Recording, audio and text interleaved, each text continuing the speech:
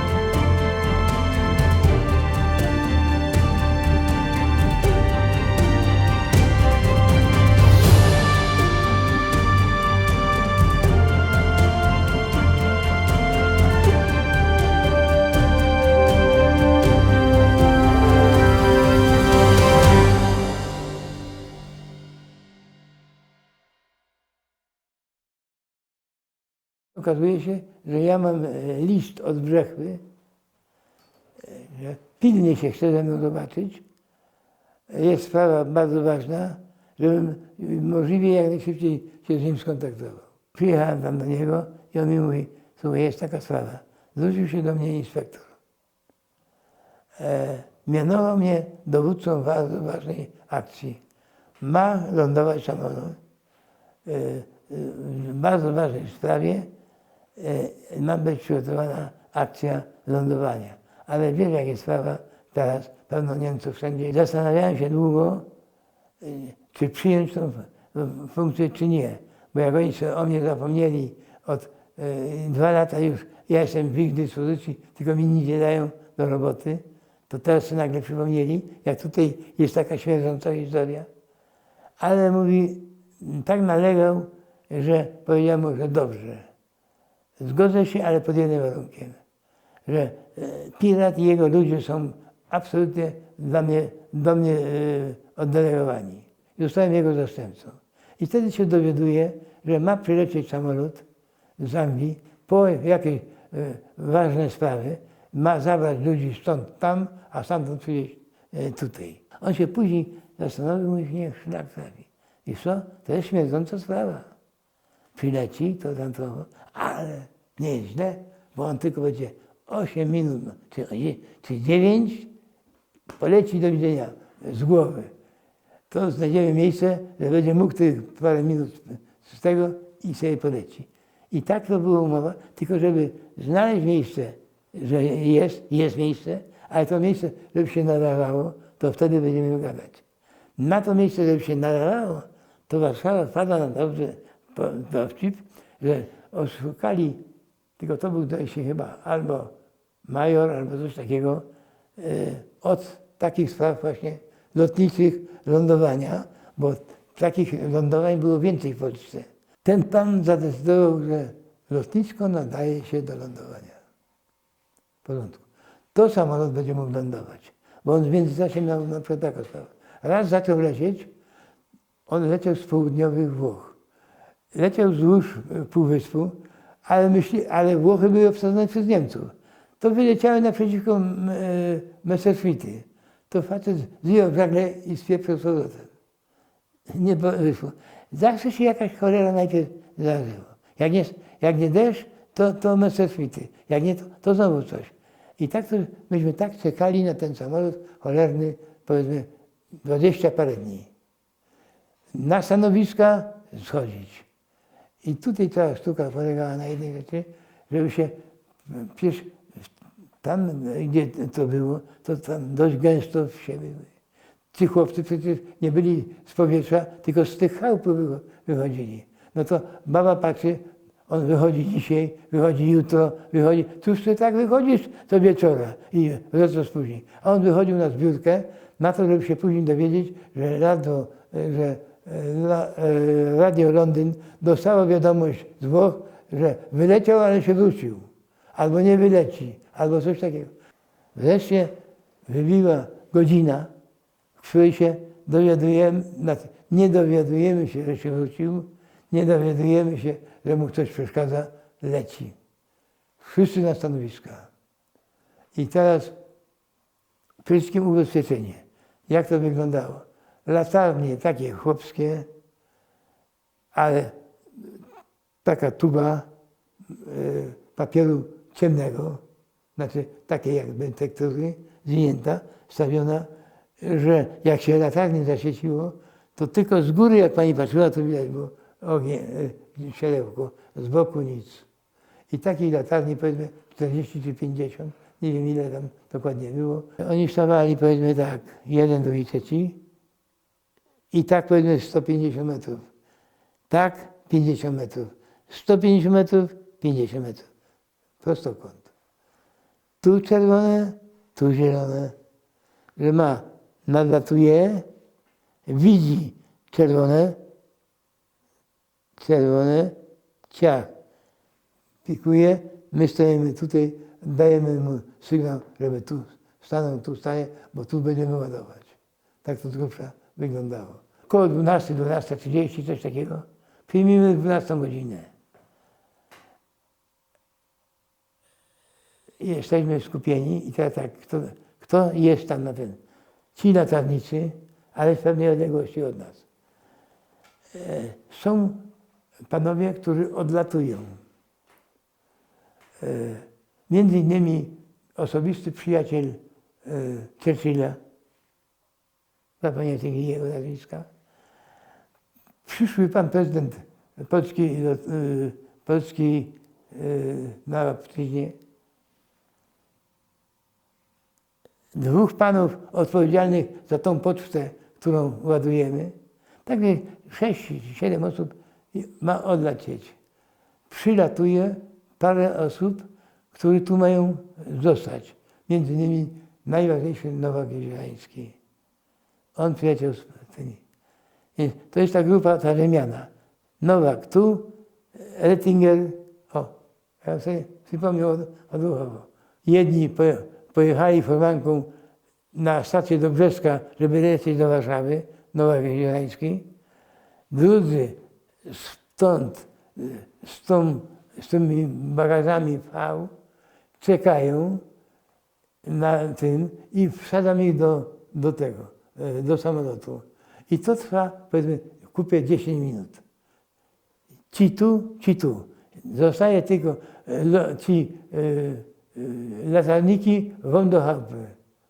I teraz tak, zostaje ja, dostaje furman, dostaje jeden wóz i dwóch chłopaków moich z Wysławic, z takiej grupy specjalnej. Tyle zostaje. Cisza. I teraz w momencie, kiedy ich już nie ma,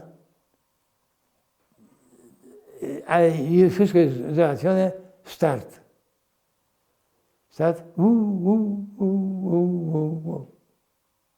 Po starcie. To niech szlak trafi. To ja czekam z każdej sekundy, bo w miejscu, gdzie stoi ten samolot, to w odległości około kilometra jest grupa Niemców, jakieś, nie wiem, około 200 ludzi, którzy są na wypoczynku, bo dostali od partyzantki rosyjskiej cięgi, byli tam na tym i przyjechali na wypoczynek, żeby oddechu trochę złapali. I oni są w szkole murowanej, odpoczywają. To jest około 1000 metrów.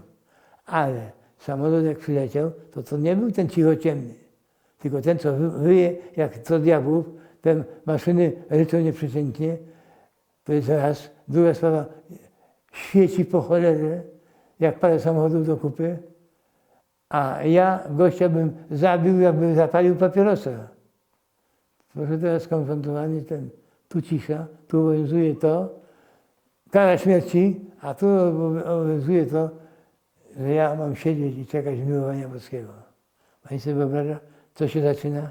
I ja się rozglądam, a ja zostaję sam. Jak parę razy zastartował, drzwi się otwierają, cholera, coś się stało, chyba nie polecimy. Ja mówię, słuchajcie, dobrze, żebym się do niego nie dobrał do bicia. On mi tu mówi przy tym wszystkim, tu są Niemcy, tu jest ta sytuacja, a on mi mówi, nie polecimy. Ja mówię, no patrzcie co jest, to może hamulce. No to poszli, chyba dwóch takich tych, co nadzorowali tą wysyłkę, wyskoczyli, cywile, bo to wszystko było po cywilemu, poszli, tam jest wszystko w porządku, nie ma o czym gadać.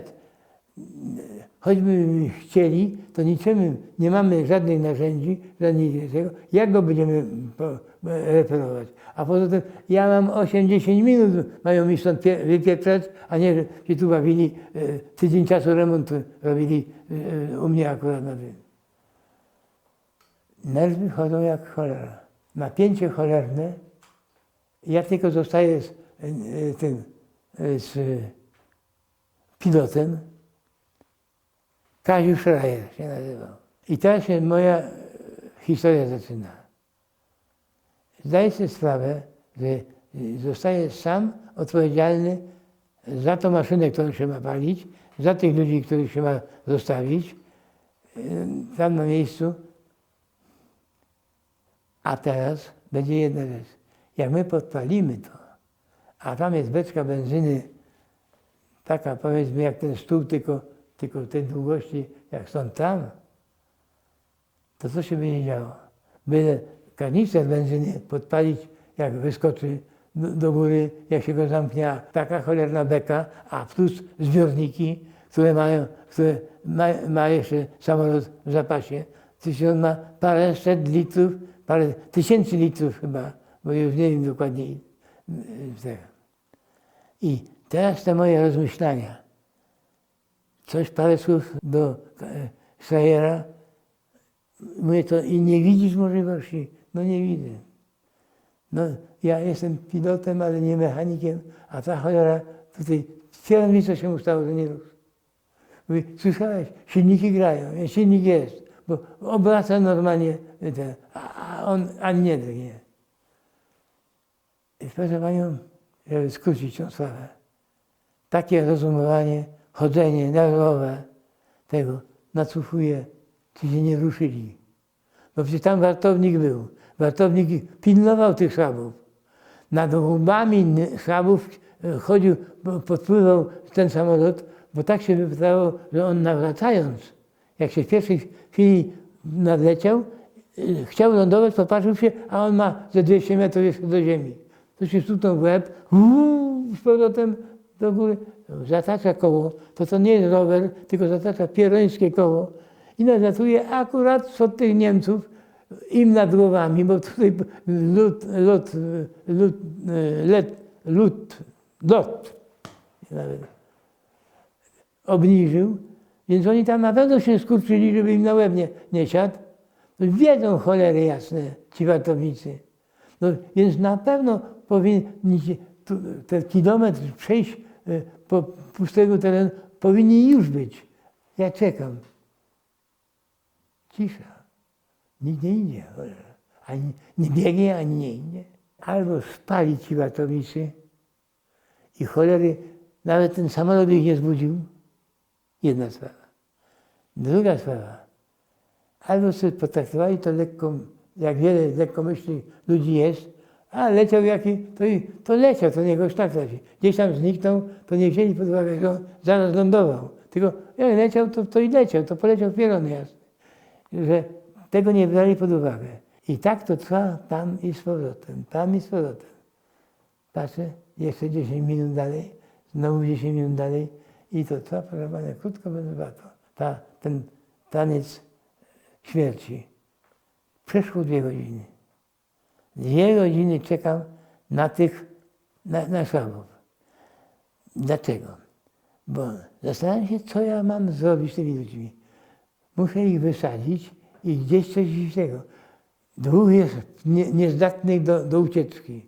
Wreszcie mówię, no to co w końcu na rany boskie? Co robimy? A on mówi, ja ci się o to samo chcę zapytać. Co robimy? Ja mówię, słuchaj, żeby ich gdzieś ukryć. Tymi ludźmi daleko nie zajdziemy. Niemcy jak tu przyjadą, a muszą tu być. No, nie teraz, to może za minutę, może za 5. To będzie obława i oni już dorwią, my z nimi ujdziemy kawałek i nas złapią i tego. Tych masz, tych swoich, no to też od tych dwóch, to co z nimi z tego? My z tymi bagażami, bo albo zabieramy to znowu, to my dwaj będziemy nosić to, co ma jechać do Londynu. No jak? No co zrobić? No. Poza tym nie mam tutaj, żeby ktoś był blisko, żebym ja mógł chłopom, żeby były domy, to ja chłopom zabiorę bez niczego z pistoletem w ręce, dawać konie, dawać wóz. Jakby się obudził na chwilę, to bym go ciężko pobił i już miał i wóz i konie z biegiem. A tu ani blisko koni, ani blisko wozu. Jest mój jeden wóz, tylko z gnojnicami. I to jest cały ratunek, gdzie ja z nimi pojadę. Na tych paru gnojnicach posadzę ich, a ja będę jeszcze ich popychał, cholera, żeby tego. No beznadziejna sytuacja. Nie widzę żadnej tej. Pot się mi leje, ale cholera, cały zgrzany. Co wezmę rękę, to mam zimny, ja zupełnie zimny pot. Tu niby gorąco mi, a pot zimny jak cholera. 2 godziny z minutami. Wreszcie on mnie przekonuje. Nie ma, spalimy. Ja mówię, czekaj, niech ja chociaż przyglądnę się jeszcze samolotowi raz. Zostań tu. Ja idę wzdłuż tego samolotu, patrzę, tak ładnie wymalowany, taka ładna maszyna i ja ją będę palił. Tych ludzi trzeba wyciągnąć, czyli nie będę z ludźmi palił. Ale ja spadnę tę maszynę. I tak głowę spuścił. Patrzę, ja stoję blisko koła. Patrzę, to koło, tyle w ziemi. Gdzie ja miałem psia krew, a już wiem, to chciałem od tego majora. Wybrał lotnisko, na które się nie nadawało do lądowania. I my durnyśmy go posłuchali. Ale miał sukinsyn przeczucie, że jak przyszła zbiórka, to on był od straż tych latarni. To latarnię ustawił i zniknął. I myśmy go więcej nie widzieli. A to, co się później działo, to on już był bezpieczny dość daleko od nas. Gdyby przyszedł, to się powinien połapać, jak ma lotnicze cele, że może on ugrzązł i dlatego nie może ruszyć. A oni jeszcze wysiedli. No bo my ich gdzieś będziemy lokować. Więc ta grupka biedna, takie sieroty jak pod kościołem, biedulki z tego, ci czekają na śmierć z jednej strony, wiedzą, że tu Niemcy przyjadą po nich, więc Rettingerowi nie bardzo był smak spotkać się z Niemcami, tutaj z tym samolotem. A tu nagle się okazuje, że to jedno koło jest tak głęboko, tak około 10 centymetrów. Drugie to już na pewno też troszkę mniej. To my ładować tamtego towarzysza do samolotu, a my z tymi ludźmi, tymi węgami. Dawaj, targać. Pazury się połamały, wyzieramy rozpaczliwie tą ziemię spod jednego koła i za chwilę zwracam się do tego chłopaka, to dawaj tu wóz szybko. On podjechał, wydzieramy. To trwało parę minut, bo to nie szło szybko. To ziemia mimo wszystko twarda, ręce, bo opowiadali, że ja miałem tam wik, że miałem jakieś tak, dobrze, że nie mówili, że miałem jakąś tam koparkę. Miałem koparkę, 10 palców. Wreszcie mi wydali trochę. Ten chłop przyleciał z jednym z tych chłopców moich, przynieśli gnojnice. To jest takie, jak są do okna, kawałek dechy. taki, wozi się ten gnój, dając tak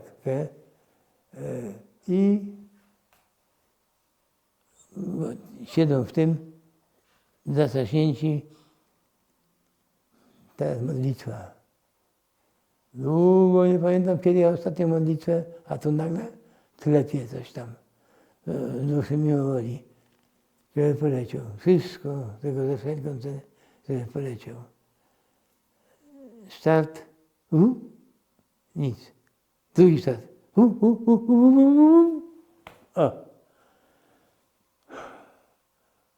Urodziłem się wtedy po raz drugi.